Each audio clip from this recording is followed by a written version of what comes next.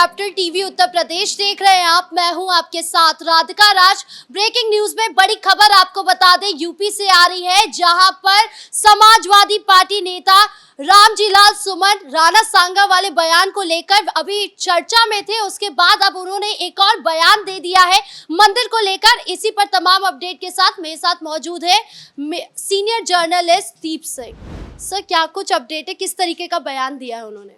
देखिए, कुल मिला के रामजी लाल सुमन राजपूतों को भड़काने की कोशिश कर रहे हैं। उन्होंने कहा कि 18 तारीख को अखिलेश यादव आगरा आएंगे तो उनसे दो दो हाथ करेंगे। अब क्योंकि करनी सेना ने जब अभी जो उन्होंने राणा सांगा के जन्मदिवस पे पूरी रैली जो की थी वहाँ पे आगरा में, तो उसको उन्होंने फिर से चैलेंज किया है। अब वो कह रहे हैं कि भाई अखिलेश यादव आएंगे तो दो दो हाथ है। जब सब कुछ आपको अखिलेश यादव से ही पूछ के, तो आपने क्या राणा सांगा पे भी जो बयान दिया, तो क्या अखिलेश यादव से पूछ के ही दिया था या अखिलेश यादव के ही कहने पे दिया था? तो कुल मिला के वो भड़काने की कोशिश कर रहे हैं। अब 18 तारीख 2 दिन बाद है, अब देखना है कि वहाँ पे अब क्या होगा। तो जो बयान उन्होंने दिया है वो क्यों दिया है? इस तरीके का बयान उनके देने का क्या मतलब था? मानसिकता कैसी है उनकी? देखिए, मानसिकता तो सीधी सीधी सी है, वो भड़काने की ही कोशिश कर रहे हैं। दूसरा, जो वक्त पे तमाम हर जगह वो चल रहा है, 2027 में यूपी में चुनाव भी होने हैं, तो वो सब कुछ इसी को देखते हुए ये कर रहे हैं। अब उन्होंने आज फिर से कहा है कि अगर मुसलमानों में बाबर का डीएनए है तो आप में किसका डीएनए है? तो उन्होंने बार बार यही मुस्लिम तुष्टीकरण वाली जो इनकी राजनीति है विपक्ष की, वो उसी पे जा रहे हैं। और क्योंकि 2022 में चुनाव है तो वो ये कोशिश कर रहे हैं कि भाई क्योंकि मुस्लिम जो है अभी इस समय काफ़ी नाराज़ चल रहा है, तो वो ये चाहते हैं कि भाई तमाम वोट जो है मुस्लिम के हमें मिले और 2022 में वो चुनाव जीत सके। अखिलेश यादव इस पर क्या कह रहे हैं? अखिलेश यादव ने भी उस समय भी यही कहा था कि भाई हमने भी इतिहास के पन्ने पलटे हैं। तो अखिलेश यादव भी इस बात का सपोर्ट ही कर रहे हैं। अखिलेश यादव ने उसके बाद भला कुछ नहीं कहा है, लेकिन अखिलेश यादव ने उस समय समर्थन किया था इस बात का कि हमने भी पन्ने पलट लिए हैं। तो उन्होंने भी राणा सांगा को गद्दार कहने वाली बात का एक तरह से समर्थन ही किया है। सर, राणा सांगा को लेकर उन्होंने एक बयान दिया था, जिसके बाद से करनी सेना को भी जो हमने देखा वो सड़कों पे उतर गए, काफ़ी ज़्यादा बवाल हुआ। उसके बाद एक और बयान देना उनके आगामी चुनाव पर कितना प्रभाव दे सकता है? अभी और कितना बवाल देखने को मिल सकता है? देखिए, 18 तारीख को जो ये बोल रहे हैं कि 18 तारीख को भी अगर इन्होंने चुनौती दी है तो करनी सेना भी इनकी चुनौती स्वीकार करेगी। ठीक है, अखिलेश यादव वहाँ पे आएंगे 18 तारीख को, तो वहाँ पे अब करनी सेना जब आएगी, क्योंकि उन्होंने ये कहा है कि भाई करनी सेना से दो दो हाथ करने हैं। तो ये एक बहुत बड़ी चुनौती है।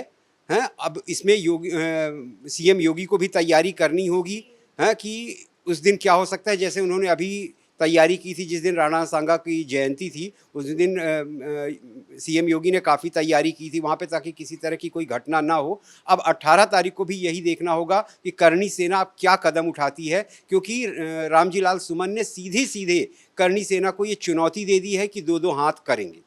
सर, एक और समाजवादी पार्टी के नेता की ओर से इस तरीके का बयान दिया गया है मंदिर को लेकर, जो है इंद्रजीत सरोज नाम है इनका, विधायक हैं ये।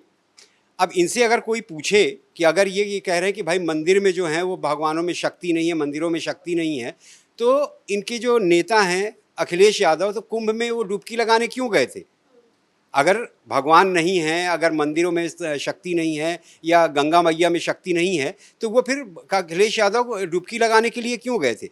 बेसिकली ये लोग अभी सिर्फ मुस्लिम तुष्टीकरण के कारण के लिए इस तरह के बयान दे रहे हैं, ताकि मुस्लिम जो समुदाय है इनके लिए एकजुट हो। लेकिन ये नहीं इनको समझ में आ रहा कि इसके लिए फिर होगा क्या कि हिंदू समुदाय जो है वो एक तरफ वो पोलराइज होगा। तो ये अभी ये गलती कर रहे हैं, जिसका खामियाजा इनको 2027 के चुनाव में देखने को ज़रूर मिलेगा। सपा नेता कह रहे हैं कि दो दो हाथ कर लेंगे, तो मतलब किस तरीके के नेता है ये सब? क्या समाजवादी पार्टी में सारे गुंडे भरे हुए हैं कि वो दो दो हाथ कर लेंगे? क्योंकि जो नेता का काम होता है वो तो समाज सेवा करना होता है, दो दो हाथ कर लेने का क्या मतलब है?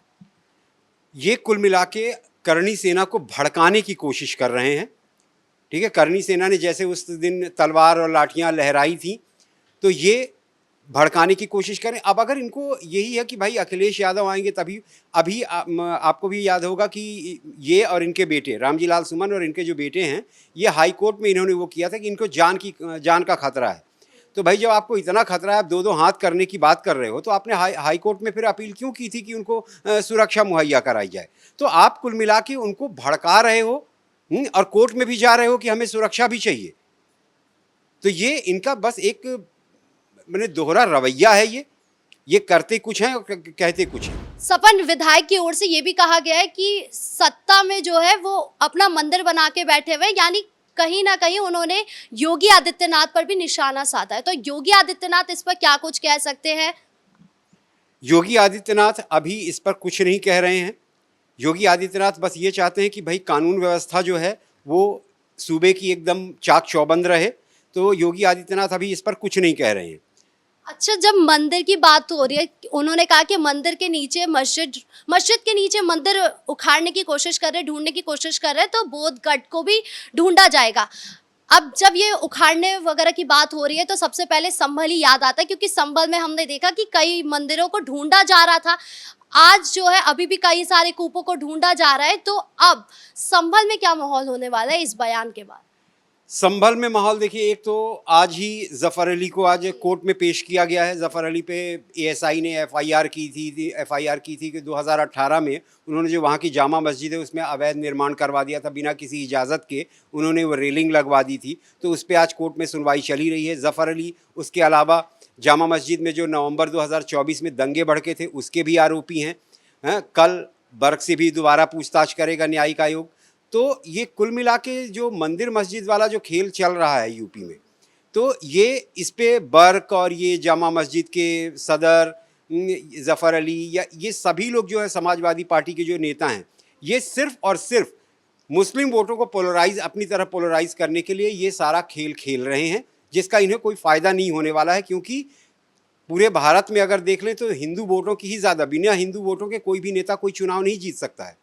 सर, पहले गौशाला को लेकर बयान, उसके बाद राणा सांगा को लेकर, उसके बाद अब मंदिरों पर निशाना। जिस तरीके से समाजवादी पार्टी की ओर से लगातार मुस्लिमों को खुश करने के लिए हिंदू समुदाय से छटक रहे हैं, ये उनको कितना प्रभाव देने वाला है आगे वाले चुनावों में? देखिए, आप भी जानती हैं कि 2022 में क्या हाल हुआ अखिलेश यादव का। उससे पहले 2017 में भी चुनाव हार गए। अब 2027 के लिए भी मुख्यमंत्री योगी ने जिस तरह से यूपी में काम किया वो सभी लोग जानते हैं। कानून व्यवस्था को जिस तरह से उन्होंने ठीक किया है वो सभी लोग जानते हैं।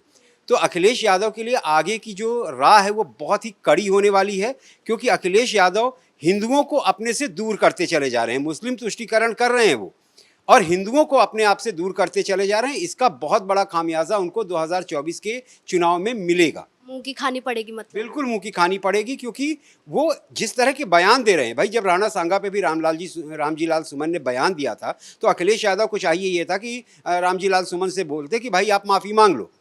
लेकिन अखिलेश यादव ने ये कहा कि भाई सब लोग इतिहास के पन्ने पलट रहे हैं तो हम भी कुछ पन्ने पलट लेते हैं। हालांकि ना अखिलेश यादव ने और ना ही रामजी लाल सुमन ने ढंग से इतिहास नहीं पढ़ा कि भाई राणा सांगा के बारे में क्या लिखा है। भाई राणा सांगा, उन्होंने ये कहा कि राणा सांगा ने बाबर को इब्राहिम लोदी को हराने के लिए बुलाया था। अब इब्राहिम लोदी को अगर राणा सांगा खुद ही 2 बार हरा चुके हैं युद्ध में, 1517 और 1518 में, तो राणा सांगा बाबर को, उसी आदमी को हराने के लिए क्यों बुलाएंगे? और फिर उसके बाद तो जब खानवा का जब युद्ध हुआ था तो बाबर को भी राणा सांगा ने बहुत कड़ी चुनौती दी थी। तो राणा सांगा एक ऐसे अमरवीर थे कि उनको किसी बाबर की ज़रूरत ही नहीं थी किसी को हराने के लिए। तो ये इनका जो सिर्फ कहने की बातें हैं, तो ये सिर्फ मुस्लिम तुष्टीकरण के कारण ये सब कह रहे हैं। इन्होंने इतिहास पढ़ा है ना, ये राणा सांगा को जानते हैं और ना ही कुछ और। समाजवादी पार्टी के ही एक नेता अबू आजमी, जो उन्होंने भी काफ़ी ज़्यादा बयान दिया था एक ही चीज़ को लेकर, औरंगजेब को लेकर, तो उसको लेकर भी काफ़ी ज़्यादा बवाल हुआ था। उसके बाद अब ये लोग भी जो है इतिहास में जा रहे हैं बार बार, तो देश इसे किस तरीके से देखने वाला है अब? देखिए, इसमें जो करनी सेना का जो ये बवाल देख चुके हैं, तो जिस तरह से वो दिखाई दे रहा है कि जिस तरह से वो तलवारें लहरा रहे हैं, जिस तरह से वो लाठियां लहरा रहे हैं, और वो कह रहे हैं कि भाई बदला लेंगे। अब तो वो ये भी कह रहे हैं कि रामजी लाल सुमन अगर माफ़ी मांगे तो हमें माफ़ी की भी मंजूर नहीं है, अब वो जहाँ पे मिलेंगे उनसे वहीं बदला लिया जाएगा। तो इस तरह की बातें हो रही हैं। तो बेसिकली जो हिंदू समुदाय जो है, तो इनके प्रति जो है वो नफरत बढ़ती चली जा रही है, क्योंकि हिंदुओं के जो देवी देवता हैं या हिंदुओं के जो महापुरुष हैं उनके बारे में ये गलत बयानी कर रहे हैं। सर जियाउर रहमान बर्क जो है वो भी आज जो है न्याय के पास है, मतलब न्याय आयोग के पास है। आज उनसे भी सवाल जवाब हो रहे किस अवैध निर्माण को लेकर।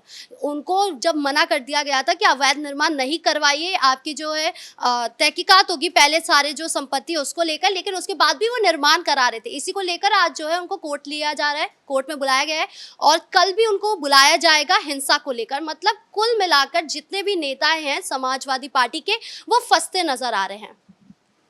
भाई बर्क तो बहुत बुरी तरह फंसे हुए हैं अवैध निर्माण में, चाहे वो भले बहुत बुरी तरह न फंसे हों, लेकिन जो 2024 नवंबर में जो हिंसा हुई थी संभल की जामा मस्जिद में, तो उसमें जो बर्क हैं वो बहुत बुरी तरह से फंसे हुए हैं, क्योंकि उनके सारे व्हाट्सएप या उनके जो मोबाइल कॉल्स हैं वो सब खंगाले जा रहे हैं।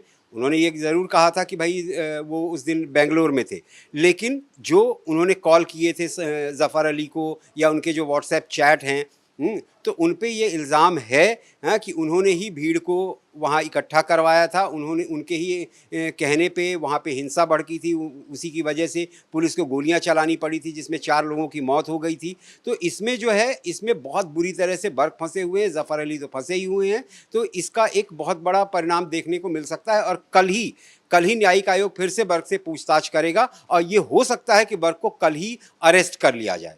इस मुद्दे पर तमाम अपडेट देने के लिए आपका बहुत बहुत शुक्रिया। अब देखना होगा कि राणा सांगा के बयान के बाद अब जिस तरीके का बयान मंदिर को लेकर रामजी लाल सुमन ने दिया है उस पर क्या बवाल होता है, आगे क्या रुख लेता है ये मामला। साथ ही ये भी देखना होगा कि जितने भी समाजवादी पार्टी के नेता हैं जो इस तरीके के बयान देते रहते हैं उन पर क्या कुछ कार्यवाही होती है। आपको क्या लगता है कमेंट बॉक्स में जरूर बताएं। ब्रेकिंग न्यूज में इतना ही। कैमरा पर्सन राजकुमार के साथ मैं राधिका राज।